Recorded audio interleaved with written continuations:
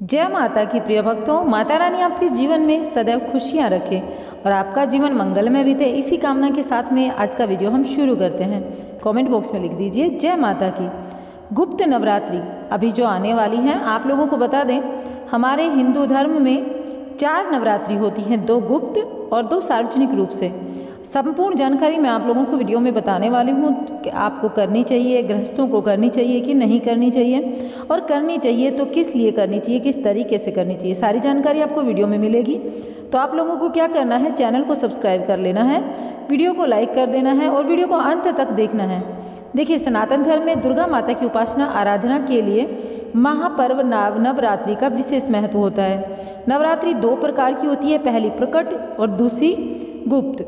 दोनों प्रकार की नवरात्रि साल में 2 बार मनाई जाती है।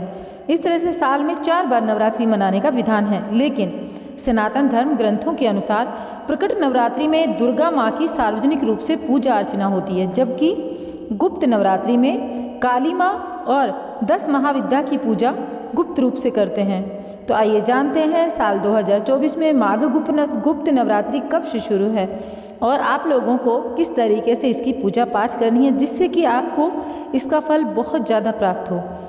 हिंदू पंचांग के अनुसार माघ मास के शुक्ल पक्ष की प्रतिपदा से नवमी तक गुप्त नवरात्रि मनाई जाती है। साल 2024 में माघ गुप्त नवरात्रि 10 फरवरी 2024 दिन शनिवार से शुरू होकर 18 फरवरी 2024 दिन रविवार को समाप्त होगी। अब देखिए, बहुत से लोगों के दिमाग में ये विचार आता है, क्या गुप्त नवरात्रि में घट स्थापना मुहूर्त वगैरह होता है या घट स्थापना की जाती है?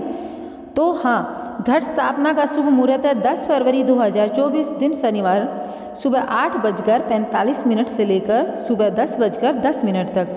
कुल अवधि आपको मिलने वाली है 1 घंटा 25 मिनट की। प्रतिपदा तिथि की शुरुआत होगी 10 फरवरी 2024 दिन शनिवार को सुबह 4:28 से लेकर अगले दिन 11 फरवरी 2024 दिन रविवार की रात्रि 12:47 तक। अब मैं आपको एक चीज़ और बता दूं, आपके दिमाग में ये विचार आया होगा कि माघ मास में ये जो गुप्त नवरात्रि हैं, इसमें 10 महाविद्याओं या महादेवियों की किन की पूजा की जाती है। तो मैं आपको बताऊं, सर्वप्रथम काली माँ, तारा देवी, त्रिपुर सुंदरी, भुवनेश्वरी माता, माता छिन्नमस्ता, त्रिपुर भैरवी और माँ धूमावती, माता बंगलामुखी, मातंगी माता और कमला देवी, इन माताओं की इसमें पूजा होती है। अब मैं आपको पूजा विधि बताना चाहूँगी। माघ गुप्त नवरात्रि की पूजा घर के पूर्व उत्तर कोने में करनी चाहिए। गुप्त नवरात्रि के प्रथम दिन साधक सूर्योदय के समय उठकर, मतलब कि आप अगर पूजा करते हैं तो सूर्योदय से पहले उठें, स्नान करके स्वच्छ वस्त्र को धारण करें, हो सके तो हरे रंग के कपड़े पहने, पूजा स्थल को साफ करें और उसके बाद में फिर आपको गुप्त नवरात्रि के 9 दिनों के लिए कलश स्थापना कर लेनी है। कलश स्थापना का मुहूर्त मैंने आपको बताया ही है। दुर्गा माता की मूर्ति को भी हरे रंग के कपड़े रखकर सिंदूर, चावल, पुष्प, धूप और अगरबत्ती से पूजा करें। भक्त माँ दुर्गा को चुनरी, श्रृंगार का सामान और वस्त्र अर्पित करें, मंत्रों का जाप करें। गुप्त नवरात्रि में दुर्गा माँ की पूजा करते समय दुर्गा चालीसा या दुर्गा सप्तशती का पाठ अवश्य करें। दुर्गा माँ की सुबह और शाम को फिर आरती करें। इसमें पूजा विधान वही रहता है जो कि सार्वजनिक नवरात्रि में रहता है, लेकिन बस ये है कि इसको गुप्त तरीके से किया जाता है। गुप्त नव तरीके से मतलब आपको अड़ोस पड़ोस में यह चीज़ अपनी छुपा कर रखनी है, बताना नहीं है। गुप्त नवरात्रि में दुर्गा माता को सुबह शाम की पूजा में लौंग और बतासे का भोग लगता है, लेकिन भूलकर भी दुर्गा माँ की पूजा में आक, मदार, दुर्वा और तुलसी पत्ते का इस्तेमाल आप ना करें। माघ गुप्त नवरात्रि में पूजा के समय 108 बार माँ दुर्गा के मंत्रों का जाप अवश्य करें, क्योंकि मान्यता है ऐसा करने से माँ का आशीर्वाद और कृपा भक्तों पर हमेशा बनी रहती है। अब आपको मैंने ये जानकारी इतनी दी है, इसके साथ साथ में मैं आप लोगों को एक चीज़ और कहना चाहूँगी। दुर्गा माँ की ये जो आराधना है या फिर गुप्त नवरात्रि से संबंधित आगे आने वाले समय में और भी बहुत कुछ मैं आप लोगों को बताने वाली हूँ वीडियोज़ में, तो आप लोगों को चैनल को सब्सक्राइब अभी कर लेना है। देखिए, गुप्त नवरात्रि की पूजा में तांत्रिक साधक और अघोरी तंत्र मंत्र की सिद्धि को पाने के लिए गुप्त साधना करते हैं, तो वहीं सामान्य लोग भी गुप्त रूप से दुर्गा माँ की उपासना करके अपने सारे संकटों से मुक्ति पाते हैं। धार्मिक मान्यता है कि गुप्त नवरात्रि की पूजा, व्रत और अनुष्ठान को गुप्त रखने से इस पूजा को करने के कारण किसी भी तरह से हमें साझा नहीं करना है। मतलब हम जो भी पूजा पाठ करें किसी को भी नहीं बताना है। कहा जाता है इस पूजा को जितना अधिक गुप्त रखेंगे आपकी मनोकामनाएं उतनी जल्दी पूर्ण होंगी। अब आपको बताएं, गुप्त नवरात्रि के समय दुर्गा माँ को अर्पित किए गए गोरोचन को नियमित रूप से माथे पर लगाएं। मान्यता है ऐसा करने से माता रानी आपके जीवन में खुशियाँ लेकर आती हैं। गुप्त नवरात्रि के दिनों में दुर्गा माँ को 6 सुपारी जरूर अर्पित करें, फिर बाद में इसे किसी सुनसान जमीन पर गाड़ दें। ऐसा माना जाता है कि इस उपाय को करने से आप शत्रुओं पर, अगर आपके ऊपर शत्रुओं का संकट हमेशा रहता है तो विजय प्राप्त करेंगे। किसी बीमारी से आप जूझ रहे हैं, बहुत दिनों मतलब बहुत दिन हो गए, कोई लंबी बीमारी आपके साथ चल रही है, तो इस समय गुप्त नवरात्रि के समय आप गरीबों में फल का दान करें। तो गुप्त नवरात्रि से संबंधित मैंने बहुत सारी चीज़ें आपको बताई। अब मैं आप लोगों को कुछ और बताना चाहूँगी।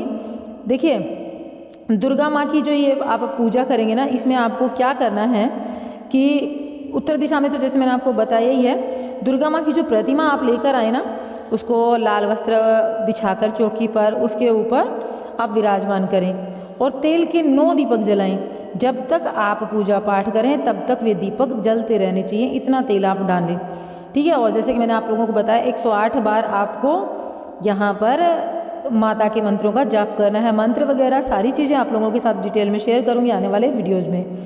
गुप्त नवरात्रों में माँ काली और महादेव दोनों की पूजा की जाती है और कलश आपको प्रातः काल स्नान आदि करके कलश की स्थापना करनी है और कलश में गंगा जल, लौंग, सुपारी, इलायची, हल्दी, चंदन, अक्षत, मौली, रोली और पुष्प डालना है। आम, पीपल आदि के पत्तों से कलश को सजाना है। अब चावल या जौ से भरी कटोरी को कलश पर रखा पानी वाला नारियल लाल कपड़े में लपेट कर रख देना है, जैसे आप जो सार्वजनिक पूजा करते हो उसमें करते हो ना। उसके बाद उत्तर पूर्व दिशा में चौकी पर लाल वस्त्र बिछाकर महादेव और माँ काली की प्रतिमा रखनी है। माँ काली के बाएं तरह उनके पुत्र श्री गणेश की प्रतिमा भी अवश्य विराजमान करें। उसके बाद धरती माता पर 7 प्रकार के अनाज, नदी की रेत और जौ डालें। नदी की रेत मिल जाए तो बहुत अच्छी बात है, वो लेकर आएँ और 7 प्रकार के अनाज डालने हैं। फिर अखंड ज्योति को जलाएं और पूरे 9 दिनों तक प्रज्वलित रहने का ध्यान रखें। माँ काली को श्रृंगार का सामान लाल चुन्नी अर्पित करें और स्वयं आसन पर बैठकर फिर आपको जो मंत्र है ओम ऐं ह्रीं क्लीं चामुंडाय विच्चय स्वाहा, इस मंत्र का सुबह शाम रोजाना जाप करना है और फिर इसके साथ साथ आपकी जो भी मनोकामना हो वह आपको बोलनी है। इस तरीके से गोपनीय गुप्त नवरात्रों के दौरान साधक जो है ना, वो अपने जो मनोकामना उनकी होती है ना, उनको पूरा करने का उनके पास अच्छा खासा मौका होता है। माता रानी उनकी सारी मनोकामनाएं पूरी करती हैं। तो मैं आप लोगों को कहना चाहूँगी, अगर आप लोग भी अपने मन में कोई कामना लेकर बैठे हैं या फिर आप बहुत दिनों से किसी परेशानी से जूझ रहे हैं, तो गुप्त नवरात्रि में माता रानी से आप ज़रूर आशीर्वाद लें। माता रानी का आशीर्वाद मिलेगा, आप लोगों का जीवन एकदम सफल बीतेगा, आपके जीवन में आ रही सारी परेशानियाँ खत्म होंगी। तो चलिए मिलूंगी एक नए वीडियो के साथ में। कमेंट बॉक्स में लिख दीजिए जय माता की, जय श्री कृष्णा, राधे राधे।